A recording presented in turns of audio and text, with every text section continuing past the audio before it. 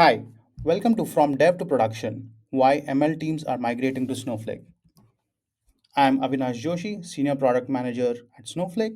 Along with me, I have my colleague James Cha-Earley, Senior Developer Advocate at Snowflake, and together we are here to chat with you about machine learning platform in Snowflake. There are three essential pillars for a production-ready ML platform. How well does it integrate with your data? Do you have a single platform for data and models? Do you have a unified security and governance model for these assets? And do you have a built-in ML ops across the model lifecycle? Second, do you have modular ML workflows which allow for training your models in any ID of your choice, doing inference with models built anywhere, and support any model, open source or external model hubs? And finally, does this ML platform scale to any business demands? Do you have managed access to CPUs and GPUs? Can you do distributed processing across single or multi-node clusters? And is this all available out of the box without requiring infra tuning? All these features are within Snowflake today. Here is a quick timeline of the evolution of Snowflake for ML. The first features started arriving in Snowflake pre 2024.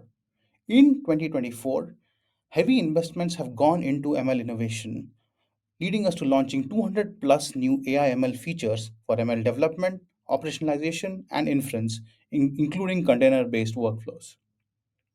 Today, 6,100 plus customers are deploying their production ready ML workloads within Snowflake with distributed CPU and GPU processing on any open source libraries, plus innovations in agentic ML. So, what is Snowflake ML? Snowflake ML is our end to end machine learning platform which comes with a complete set of integrated capabilities for production ML workflows. You can use any development ID of your choice, like Snowflake notebooks, your own IDEs, or you also use agentic experiences to access the following set of features: Snowflake ML APIs for developing and iterating your models, ML jobs for orchestrating and automating your workflows, model registry and feature store for managing your models and features, model serving and inference for deploying and sharing your models, and finally, ML observability and explainability for monitoring your models. All of these features can run on both the ML optimized warehouses or container runtime workloads with access to both GPU and CPU compute. The reason to use Snowflake for machine learning as opposed to other platforms would be first and foremost reason is that it's tightly integrated with your data. This makes it scalable as ML pipelines over large data sets using managed CPUs or GPUs. It also makes it flexible as it allows you to develop and run inference with any open source model or externally hosted models in model hubs such as Hugging Face. It is cost efficient as your model and data live together, which boosts performance and lowers costs. And finally, it's trusted as you can discover, manage, and govern features and models and data on a single platform. There are two kinds of approaches to ML. If you're using Snowflake along with another platform for doing your ML, this top half of the slide is what your architecture would look like. Your data is in Snowflake, the data prep is happening within Snowflake, and then the data is egressed out to an ML platform where the training workloads run. Model training happens, model deployment happens, and then the data again goes from Snowflake to the model where the inference happens. And then there's a third party app for doing a monitoring, at which point this data again comes back within Snowflake, which leads to multiple disparate tools being managed by your team. The engineering processes are complex as you have to integrate with between multiple platforms. The data movement is inefficient as you're doing so many egresses and that the time it takes for the data movement is probably going to be more than any other workload. And finally, the governance is extremely complex as you have to ensure that the right access is given across all these different platforms. But with Snowflake ML, all of this happens in a streamlined manner. It's efficient and performant as your data and models live together. It's integrated with the data platform, simplifying security and governance. Let's let's dig deeper into some of these features. First, let's talk about some of the development iterate section of the model lifecycle. Snowflake offers notebooks on container runtimes for building your ML workloads. Notebooks run on a fully managed container environment with optimized data loading, automatic lineage capture, and model registry integration. They have access to both CPUs and GPUs with sizable compute pools that best fit your needs. You can leverage a set of pre-installed ML packages without having to configure your environment. Optionally, you can also install your own custom packages of your choice. You can scale up your development with training enhancements such as distributed training APIs, GPU accelerated scikit-learn, and partitioned many model training when you want to build thousands of models at once. Next is ML experiment tracking, which allows users to easily log their metadata, parameters, metrics, and artifacts as they experiment to build their best version of the model. Experiment tracking allows you to log your parameters, metrics, artifacts, and metadata while you're training your model, and then it easily identify your best performing model. It accelerates your dev to prod flow by allowing you to seamlessly reproduce your model in production. It also allows you to easily collaborate with your team members by sharing run details such as metadata, results, and artifacts so that your colleagues can take over easily. Let's talk a little bit about the managed portion of the model lifecycle. Snowflake has model registry allows you to manage all your models in one place. You can log models built anywhere in within Snowflake or outside Snowflake in Snowflake's model registry. It offers strong governance controls to manage your models, versions, and metadata with full role-based access controls. Model registry offers scale and ease of use as well by supporting logging and using models with thousands of inputs and any uses any using any packages beyond Snowflake Conda. The models could be trained within Snowflake or could be fine-tuned models or models hosted in any external model hubs such as Hugging Face, which can be brought into model registry and then deployed using our serving. Now, how do you deploy and serve models in Snowflake? Well, model serving is a supported feature in Snowflake ML where models that are locked to model registry can be deployed either to warehouse or to Snowpark container services to run on a GPU based inference on large models. Snowpark container services also offer low latency inference endpoints to serve model inference on a REST endpoint. All of this can happen without having to manage infra for the users, where the reproducibility of the model and deployment in production is taken care of by Snowflake. The user just has to use a simple API. Users also have a UI based single click deployment methods for Hugging Face models specifically, where a user does not have to download any models on the client side. User just picks the model handle they wish to deploy and passes it to Snowflake, and Snowflake automatically downloads and deploys the model from Hugging Face. Finally, the online feature serving functionality of Snowflake allows for low latency serving of ML features for online use cases. It automatically synchronizes with your offline feature store pipeline and has high throughput with hundreds of QPS with no infrastructure to build or maintain.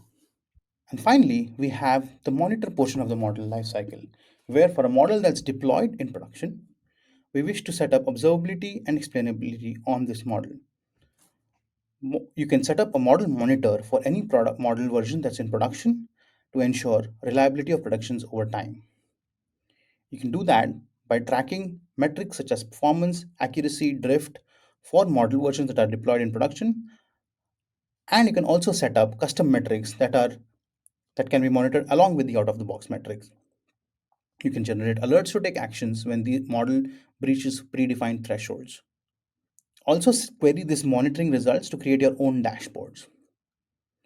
ML explainability allows you to compute Shapley values for any logged model in model registry, which helps in debugging and root causing when models degrade in quality. With these features, an end-to-end ML workflow with Snowflake from dev to prod looks something like this, where you have data in data lake. You can prepare and transform this into a training data set. Take that training data set and build your best version of your model using experiment tracking. Log that to model registry, run inference, store in Snowflake, and then set up observability on it. Let's see all of this in action. in a demo. Let me toss it over to James Cha-Earley to show you what this looks like. Thanks, Avinash. So I'm James Cha-Earley, and today I'm going to walk you through what it looks like to actually build this thing. So here I have my notebook that has everything that we need to go from development to production. So let's see what we're doing here. First of all, what we want to do is actually choose our model that we want to use within our notebook to be able to get the features we want. And what we're trying to achieve today is understand call qualities in our call center. We want to make sure our customers are being served correctly, and we're doing our best to make that happen. So for us to do that, let's go over to Hugging Face and find a model. So here we are. Okay, looks like what I want to use is a multilingual sentiment analysis. So once we get the transcription, we'll actually take that and run it through this model and see what the sentiment of the customer as well as our service representative was. We can actually import this model really easily.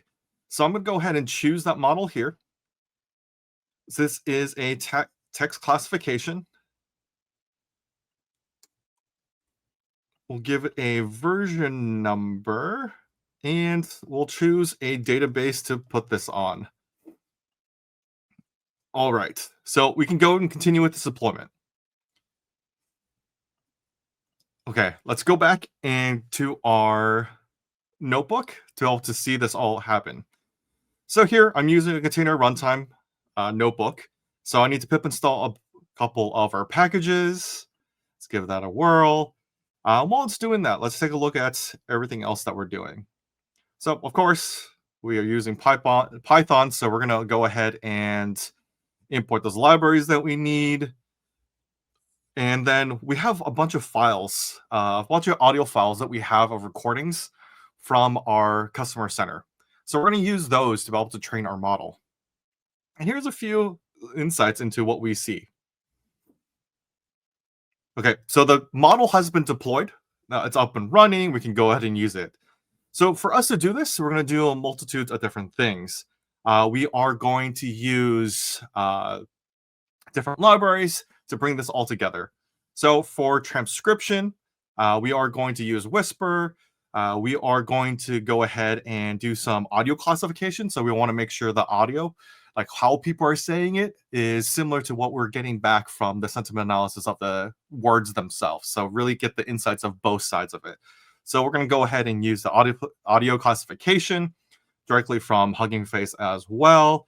If there's any key identifying things, we want to make sure to be able to pull those out. So we're going to use a neural model. And then we're going to utilize the model that we imported from Hugging Face that I showed you earlier. And here, we're going to do the multilingual sentiment analysis to make that happen. Fantastic. So we have all that ready. Everything's inside. And then we're going to start analyzing everything that we have.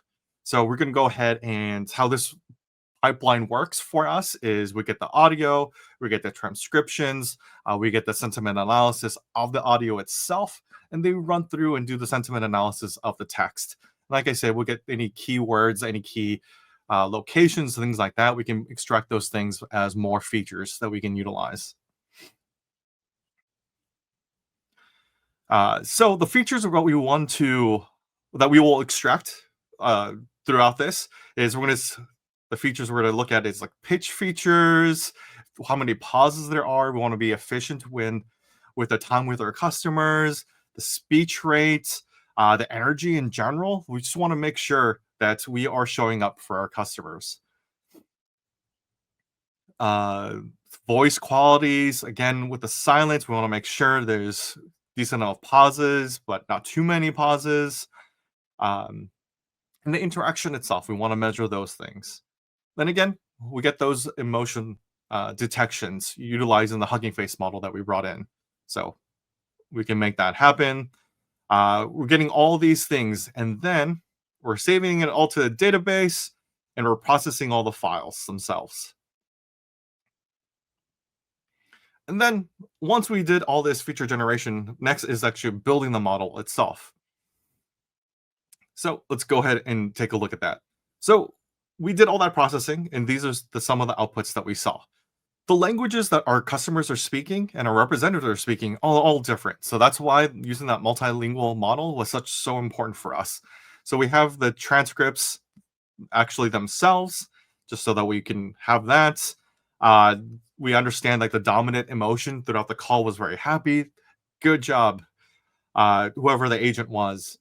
If there's any stress indicators, if any interruptions in the call, we're getting all these different features so we can take a look at them and use them to build our model. So we're using all this data to start developing our model itself. We're going to use some AI actually to help build our model as well. So we have all these features that we can utilize to make sure that we get the best outcome. And we're going to label some of those so that way we can build our model. Once we have that, we're going to take a look at the results. So we had a small amount of data set. We have 101 calls. We see that 36 of those calls were actually resolved, the resolution rate, average satisfaction. We get all these data points to be able to help build our model. Now, it's the meat of it. So let's train our model itself. So once we do this, we pull out all the features and provide it to our model to be able to utilize. And then as we're building our model, something that I want to explore is if I use different features, if I weight things differently, what kind of scores and what kind of ratings I can get from being able to do that. So that's where experiment tracking really comes in handy. So I can run them through, give it some test data, and see what it happens. So with that, let's take a look at our models that we've built. Here is our experiments page. So we did 4 different experiments. One with all the features we have, just toss that all over to XGBoost and see what we get. Some of the other ones we do is acoustic only. Maybe we want to make sure just the voice emotions is where it should be. Maybe it's we'll do another one utilizing neuron emotions itself. Maybe it's location where they are or what they're talking about is giving them distress or happiness. And also we also do the smote to be able to see if we can get it more balanced. Like our data set was very small, so we want to make sure and maximize what we can get in terms of information for what we have. So let's take a look. All right. You can see there's a varied amount of accuracy, AUC, F1 scores, the precision that we have, and the recall. So out of all of this, the one that for me that scores the best is our XGBoost balanced. So let's go ahead and use that model, and then we'll go ahead and deploy it ourselves.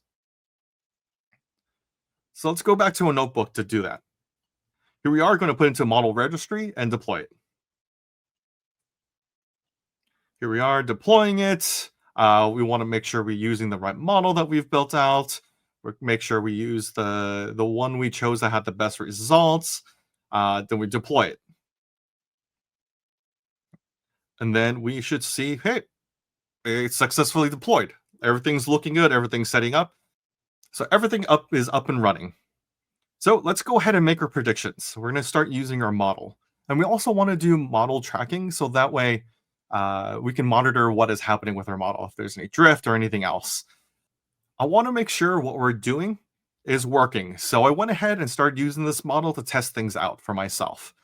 So with that, we can explore model monitoring as well. So now that we've used it, we can actually see the scores that we can get.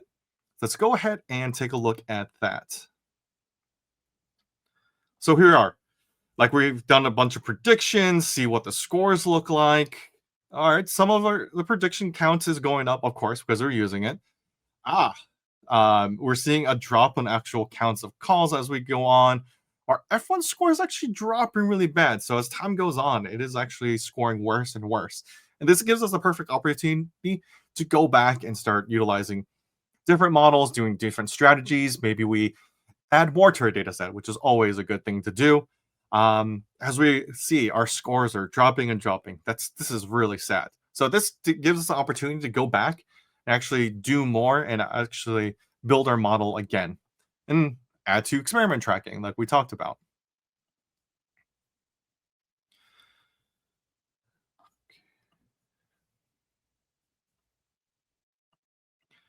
So the last thing I want to show you is online feature store. So let's go ahead and set it up so that we can get it working. And then I made a simple little Streamlit dashboard for us to take a look at.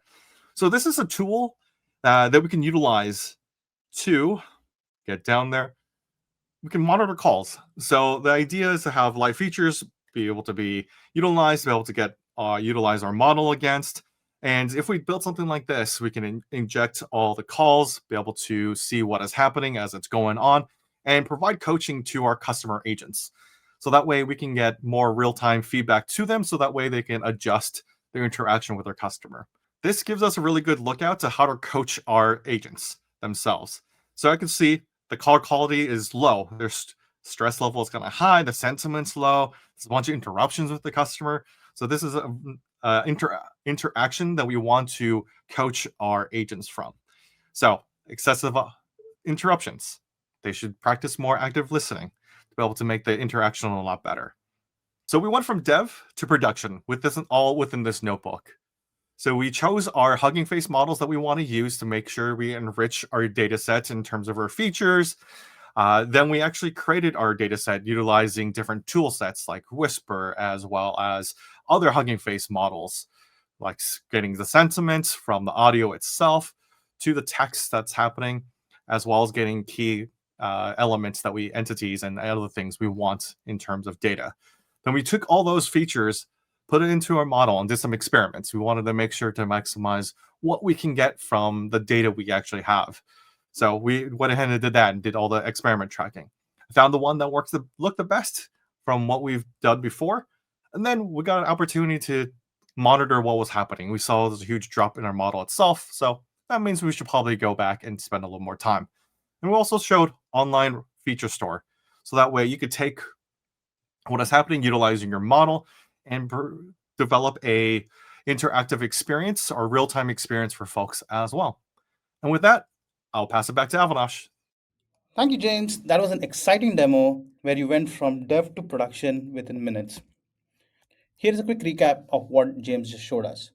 The use case we used was predicting the call quality to a customer support. First, he imported a sentiment model from Hugging Face, used that and a combination of other models for doing feature engineering and coming up with a training dataset, experimented with a bunch of models to find his best model version, deployed that model, and then set up observability on top of it. Here is our link to the quick start guide to follow along with what James just showed us. And finally, if you want to learn more about Snowflake ML, here's the URL. Thank you so much.